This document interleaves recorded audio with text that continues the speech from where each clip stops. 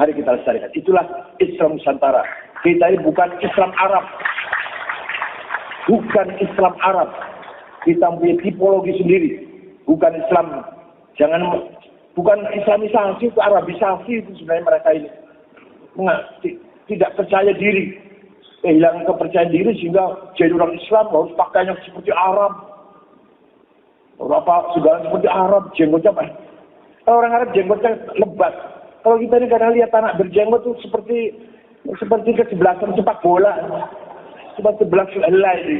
Jadi, yang paling penting lagi, yang paling serius lagi, orang berjenggot itu mengurangi kecerdasan. Jadi syarat yang sebenarnya untuk mendukung kecerdasan otak ketarik untuk memanjangkan jenggot. Coba lihat, ya. Gus Dur tidak berjenggot, Khalid Majid tidak berjenggot, Pak Quraish Shihab tidak berjenggot. Yang sudah nggak ada berjenggot itu. Tapi kalau berjenggot emosinya saja meledak-ledak, jedel otaknya. Karena syarat yang untuk mensupport otak supaya cerdas ketarik oleh jenggot itu. Semakin panjang, semakin goblok. Semakin panjang, semakin goblok. Semakin panjang, semakin goblok. Ada seorang kiai mengatakan siapa yang punya jenggot semakin panjang maka semakin goblok ya. Dia berkata orang berjenggot itu mengurangi kecerdasan ya. Orang yang berjenggot itu kata beliau yang paling penting lagi, yang paling serius lagi, orang berjenggot itu mengurangi kecerdasan. Jadi syarat yang sebenarnya untuk mendukung kecerdasan otak ketarik oleh untuk memanjangkan jenggot. Ya. Kemudian dia menyebutkan, coba lihat Gus Dur tidak berjenggot, Khalid Majid tidak berjenggot, Pak Quraish Shihab tidak berjenggot. Yang cerdas-cerdas enggak ada yang berjenggot. Tapi kalau berjenggot emosinya saja yang meledak-ledak geger otaknya karena syarat atau syaraf yang untuk mensupport otak supaya cerdas ketarik ke jenggot. Semakin panjang semakin goblok. Ini perkataannya. Waliyadzubillah ya, ucap oleh seorang ya. Dan itu bantahnya sangat mudah ya. Kita bilang bahwasanya orang berjenggot sangat banyak ya. Kalau dikatakan orang berjenggot goblok, maka Nabi SAW berjenggot ya. Rasulullah SAW jenggotnya lebat. Sampai ketika ditanya, sahabat ditanya ya, Khabbab ya, akana Nabi sallallahu alaihi wasallam yaqra'u fi adh-dhuhr wal 'asr? Apakah Rasulullah SAW baca ketika salat asar dan salat zuhur, salat sirriyah? Kata Khabbab, "Na'am." Iya. Qul nabi ayyi syai'in kuntum ta'rifun? Dari mana kalian tahu Rasulullah SAW ketika itu baca? Kata Khabbab, "Bittirabi lihyatihi," karena jenggotnya bergetar.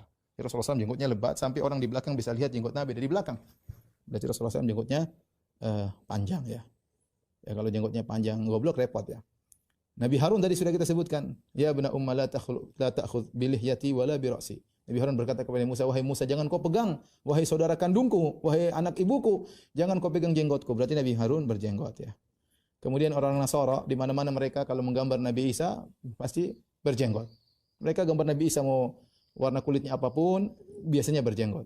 Apakah mereka sepakat bahwasanya Tuhan mereka goblok ya karena memiliki jenggot ya? Tentu tidak ya. Tentu tidak. Kemudian tadi telah kita sebutkan bagaimana para ulama Syuraih Al-Qadhi, dia mengatakan aku berangan-angan punya jenggot meskipun harus bayar 10.000 dirham. Apakah dia berangan-angan punya kegoblokan sehingga harus bayar kegoblokan tersebut dengan 10.000 dirham ya. Kemudian juga tadi kita sebutkan ulama Syafi'iyah tadi, berapa banyak ulama Syafi'iyah mengatakan seperti Imam Nawawi mengatakan Al-Mukhtar yang terpilih jenggot dibiarkan ya. Apakah mereka berarti telah dan sepakat tadi tidak boleh menggundul jenggot? Apakah mereka sepakat untuk memelihara kegoblokan ya? Ya. Kemudian juga banyak ulama-ulama di Nusantara juga yang berjenggot. Demikian juga banyak tokoh-tokoh non muslim yang cerdas-cerdas yang juga berjenggot ya. Yang membacakan nama-nama orang barat banyak sekali ya. Yang mereka juga berjenggot ya. Taib ikhwan dan akhwat yang dirahmati Allah Subhanahu wa taala, ini sebagian yang bisa kita sampaikan. Ya, intinya bahwasanya jenggot adalah sunnah ya. Usahakan kalaupun seorang belum bisa menjalankan sunnah tersebut ya, maka jangan dia gundul jenggotnya. Tetap ada jenggotnya ya, dan berusaha lebih daripada satu genggam ya.